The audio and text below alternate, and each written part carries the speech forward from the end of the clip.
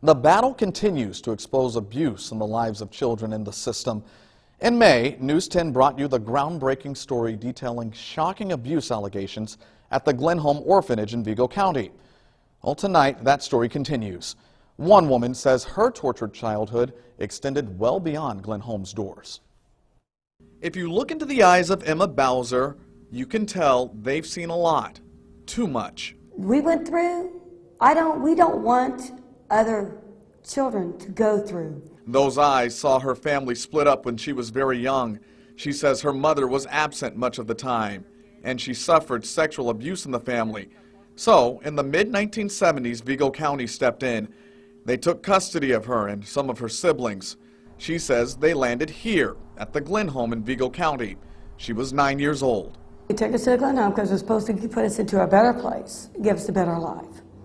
But it didn't happen. News 10 uncovered claims that the director of the home, United Methodist Reverend Ivo Lane, was physically, emotionally, and sexually abusive to some of the residents. Bowser says the same happened to her. I'd hear them say, "You're no good, you're awful, you're bad kids," to them, and me too. "You're not good kids, you're a piece of shit."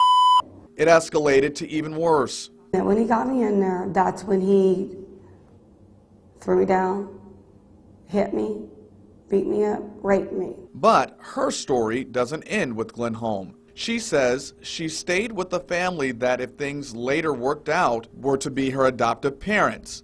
But during her stay, she says she continued to have emotionally abusive experiences. Experiences that she contends scarred her for life. The first allegations involve her potential adoptive mother. From there, to take this like long handkerchief type thing to cover my face and my head like this, around my neck. She pulls it this way, twists it, pulls it tight. I couldn't breathe. She stood me in front of the mirror with that and said, "Look at yourself in the mirror. You're ugly, you're a bad child, you deserve to be punished." She told us of another alleged incident that was uncomfortable to hear from the potential father. And he gets a knife. He turns around and bends, kneels down onto his knee. One knee down, one knee up. He puts that knife up just like this. And he says, "Do you trust me?" And I'm afraid to say I don't, because if I do, I'm afraid I'll be abused. So I say, "Yes, I trust you. You're going to prove you trust me, you're going to fall back. You're going to fall back onto this knife from this chair. I want you to fall back." And I wouldn't do it. I just stood there frozen. He slices my face, and there's a scar here. We've been unable to make contact with Bowser's potential adoptive parents or any corroborating witnesses. Bowser also never reported her experience to the police.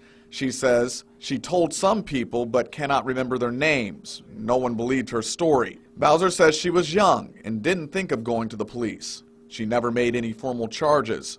Bowser says she eventually was sent back to Glenholm. There's a few times I felt like killing myself because it was horrifying. Eventually, she aged out of the system. Today, she's doing her best, still living in Indiana. She's a mother now with a husband. She credits her Christian faith with keeping her life together after what she calls a devastating childhood. But she says she'll never forget. They took everything away from me that I was supposed to be saved before I get married to my husband. It's why she looks to the future. She eventually wants to be a foster parent herself. Because I guarantee you, when they come live in my home, they're not going to be abused. Just a remarkable woman there. Well, we should say Ivo Lane died in 2008. We've reached out to his immediate family in the past. They deny wrongdoing on his part.